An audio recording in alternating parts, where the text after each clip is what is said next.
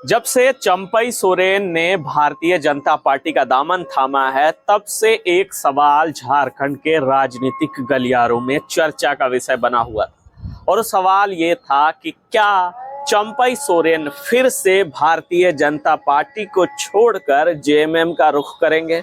क्या चंपई सोरेन की घर वापसी होगी?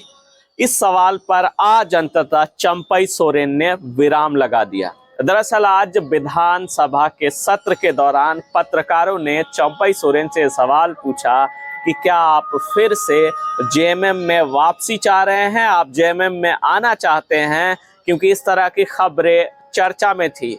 इन चर्चाओं को विराम लगाते हुए चंपई सोरेन ने कहा कि नहीं, मैं इस वक्त जहां हूं वहीं बिल्कुल ठीक हूं और मेरी घर वापसी की ऐसी कोई योजना नहीं है। यानी कि चंपई सोरेन ने उन सारी अटकलों पर विराम लगा दिया जो अटकलें ये कह रही थी कि चंपई सोरेन फिर से जेएमएम में आ सकते हैं।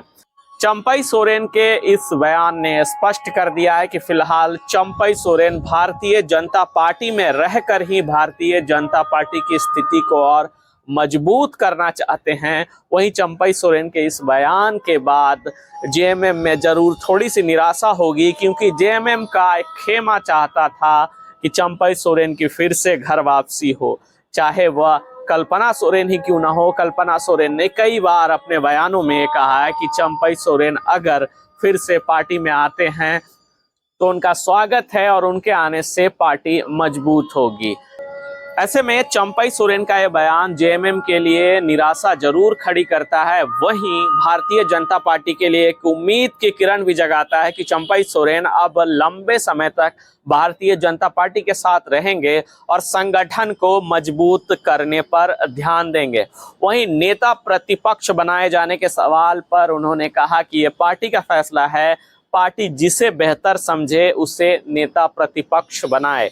नेता प्रतिपक्ष के लिए भारतीय जनता पार्टी ने अभी तक किसी चेहरे को सामने नहीं किया। ऐसे में दो प्रमुख नाम हैं जिन पर चर्चा है। एक नाम बाबूलाल मरांडी का है और दूसरा नाम चंपई सोरेन का है। लेकिन चंपई सोरेन ने स्पष्ट कर दिया कि पार्टी जो फैसला लेगी उसको मानेंगे। तो कहीं ना कहीं जो ये संभावनाएं निकल कर आ रही थी कि फिर से चंपई सोरेन की घर वापसी हो सकती है, चंपई सोरेन फिर से जेएमएम में जा सकते हैं, उन सारे सवालों पर, उन सारे कयासों पर खुद चंपई सोरेन ने अब विराम लगा दिया है। इस पूरी खबर पे आप अपनी क्या राय रखते हैं, हमें कमेंट बॉक्स में ज़रूर बताएं।